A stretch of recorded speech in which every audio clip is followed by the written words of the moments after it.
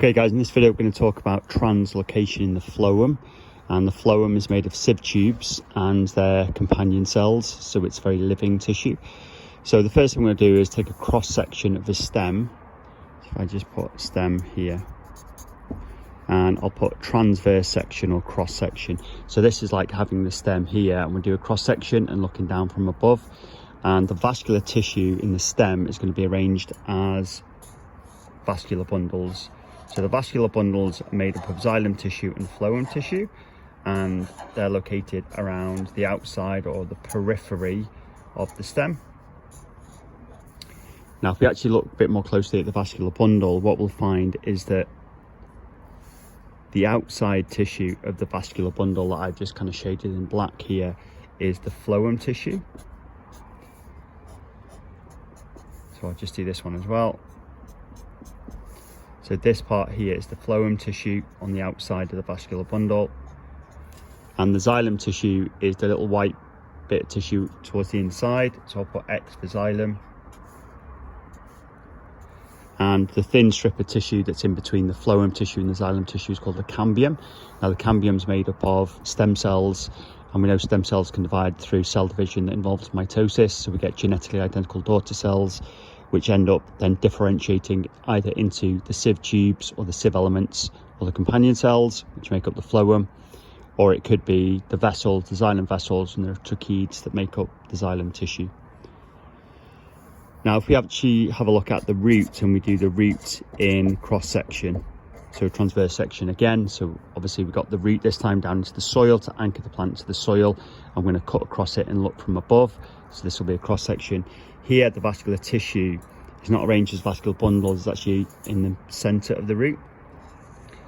So there's tissue 1 cell thick, so looking from above we'll see a ring of tissue 1 cell thick towards the inside of the root. Now on the very outside of the root, this would be the epidermis. And you know, obviously when we get into the soil, we get root hair cells, which are specialized epidermal cells with their root hair, which is a long projection. It's a big surface area with lots of carrier proteins for the active transport and the uptake of ions like nitrate ions and phosphate ions, as well as the uptake of water by osmosis into the root hair cells. This is the cortex, which is the tissue between the epidermis and this ring of tissue called the endodermis. So I'm going to put here endo means within, so endodermis is this tissue here. Now the endodermis has in its cellulose cell wall a waxy material which is waterproof called suberin, so it's very hydrophobic. So when water and mineral ions pass down the cell walls, the cellulose cell walls of the cortex cells through the apoplast pathway, once they get to the endodermis, the suberin blocks that apoplast pathway. So it means that ions then get actively pumped into the endodermis cytoplasm through active transport, through carrier proteins, and that requires a bit of ATP, but it also is a site for regulation of the uptake of that type of ion. So they can't pass any more this way, okay, into the xylem tissue or the phloem tissue here. So therefore what's going to happen is there's a block through suberin, so they get actively transported through carrier proteins into the cytoplasm of the endodermis, and they enter the symplast pathway, which is through the cytoplasm and the plasmodesmata. So once the apoplast pathway is switched to the symplast pathway, ions and water enter the xylem tissue. Now the xylem tissue in the middle of the central structure of vascular tissue, so I'll put X for xylem tissue, that is going to allow water to move upwards as well as the dissolved ions like nitrates and phosphates. So this will be made of xylem vessels and tracheids. And the phloem tissue, which translocates sucrose and amino acids down to the roots, which is now a sink, is actually found in between the X shape of the xylem tissue. So I've just put on here phloem tissue, which would be made up of sieve tubes and companion cells. Now there is another layer of cells actually inside the endodermis called the pericycle, and via the pericycle ions get actively transported into the xylem vessels, and water follows down a water potential gradient by osmosis into the xylem, and then that goes up the xylem vessels. Remember that bidirectional movement occurs in the phloem tissue.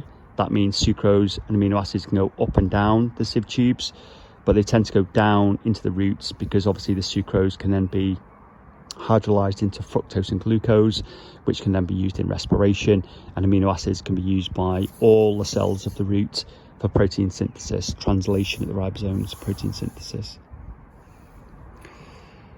Okay, so if we have a look at the sieve elements in a bit more detail then, so I'll just draw them here.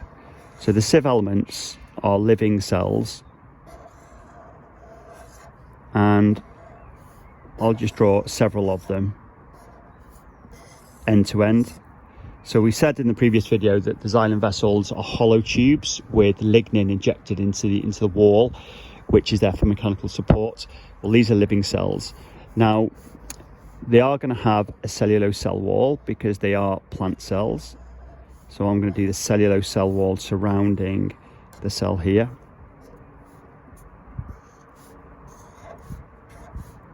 So this is called a sieve tube. Now, next to each sieve element, let me just put here,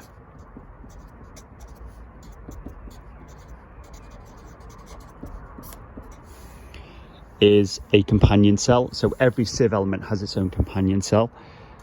So I'm just going to do a cell here next to it. And these are connected, as you can see here, via a thin strip of cytoplasm called the plasmodesmata. So the companion cell is directly linked via the cytoplasm, the plasmodesmata, to the sieve tube element. Now, because it's obviously a plant cell, these are also going to have a cellulose cell wall. So let's just draw in the companion cells, which are next to each sieve element.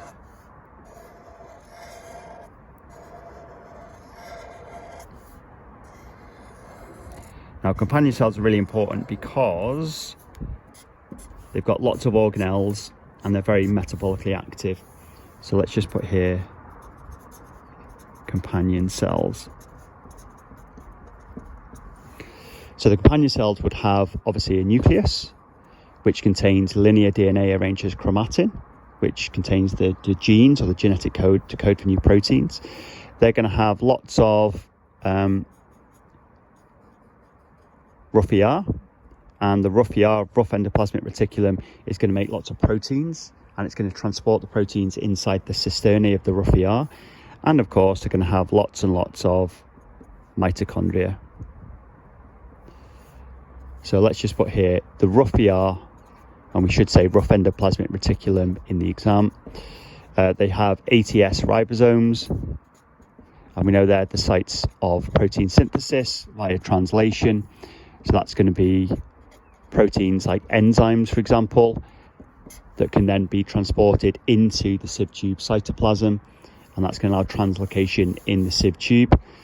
They also contain mitochondria, and we know mitochondria from the cells topic are the site of aerobic respiration to make lots of ATP by oxidative phosphorylation.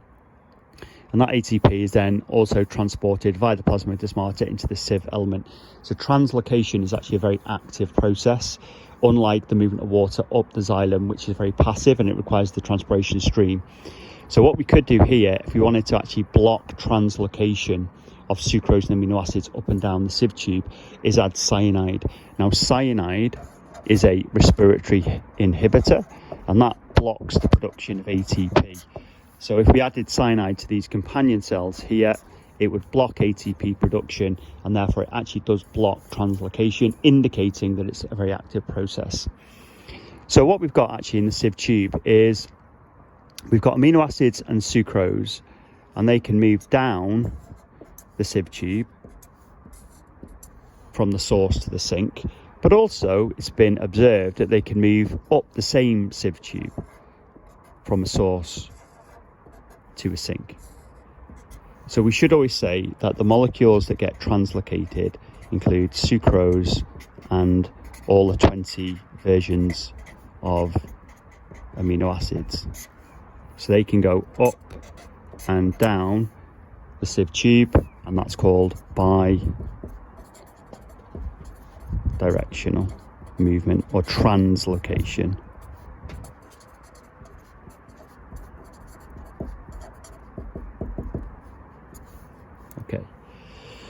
So the ideas that we need are this slightly older idea called mass flow. And mass flow is a hypothesis to talk about the translocation of sucrose and amino acids from a source to a sink. So a source might be, for example, a leaf, because that is the site of photosynthesis, and that's where glucose is made. Now glucose is combined with fructose to make sucrose, and this is actually the molecule that gets translocated up and down the sieve tube. Now the sink, we could say down here, might be the roots. Now because they can't photosynthesize, obviously they need glucose from somewhere else, which is made, as we know, by the LIR reactions in the chloroplasts in the cells, the mesophyll cells of the leaf. Other sinks could be fruits, which tend to be at the top of the plants. It could be flowers, and you've done flowers in the reproductive topic, so it could be, for example, the petals. It could be pollen grains made as tetrads inside the anther, that's the male stamen part of the flower. Or it could be production of the embryo sac inside the ovule of an ovary, inside the carpel, which is the female part of the flower. So fruits, flowers, buds, which are growth structures, normally on the upper part of the branches of a plant, or it could be the roots. Now, the actual mechanism of mass flow it's quite an old idea, but I'm just going to do it on the right here, and it says a few things. So number one, for mass flow, sucrose is actively pumped by active transport into the sieve tube. So the first idea is that sucrose, or the amino acids, are actively transported into the sieve element via the companion cell and using its ATP. Second one is that as sucrose and amino acids get into the sieve element, that lowers the water potential of the sieve tube. So it makes it more negative. So this sieve tube here now has a very negative water potential due to the accumulation of sucrose and amino acids. Now the third idea is that water moves into this sieve tube via a xylem vessel that will be found next to the phloem. So if this was the phloem with the sieve tube, we'd have the xylem next to it. So water enters the sieve tube, put that here, by, always remember, osmosis down a water potential gradient. So down a water potential gradient, and that's going to create what we call a hydrostatic pressure.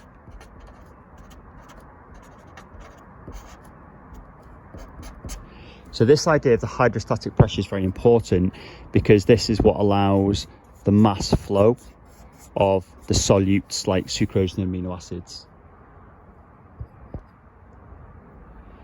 So as water moves in by osmosis, due to the negative water potential, due to the accumulation of sucrose and amino acids, it creates a big hydrostatic pressure, and that's going to force all the dissolved photosynthates down from the source to the sink en masse via a pressure gradient.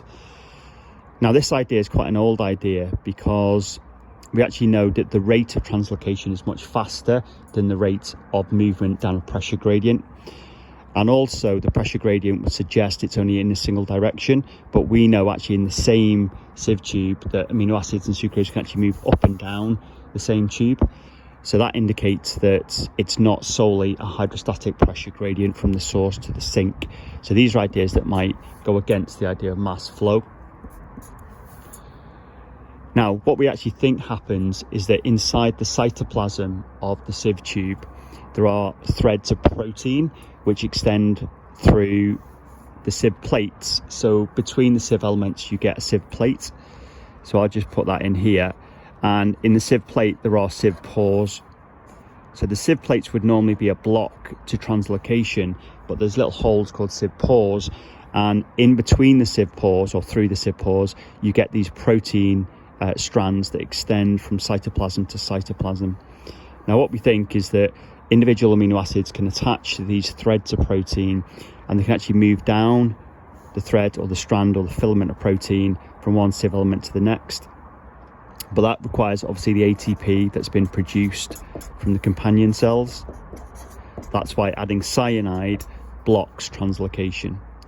Likewise, we think sucrose can attach maybe to a different protein filament, and that can move down from the source towards the sink on or along the protein filament, requiring the energy released from the hydrolysis of ATP. So just to recap then, why is mass flow not necessarily the model that we think about when we talk about sucrose or amino acids moving up and down the sieve tube? One is that it's a pressure gradient. As water moves into the sieve tube via osmosis, due to sucrose being pumped in by active transport, down a water potential gradient, it creates a water hydrostatic pressure gradient. That's unidirectional, but we know this is bidirectional. Hydrostatic pressure gradients, the movement is too slow, because we can actually track the movement of sucrose from source to sink, and we know it's actually much faster. Therefore, that goes against this mass flow idea. We also know that there's protein filaments present. Now, mass flow doesn't take into account the protein filaments. Also, the sieve plates would be a block to mass flow, but we know the protein filaments extend through the sieve pores, which would explain the new theory of how these molecules can move up and down the sieve tube. And also, mass flow doesn't take into account that each sieve element has a companion cell next door to it. So that's super important, because if that structure exists, we need to be able to link the structure with a function for that structure.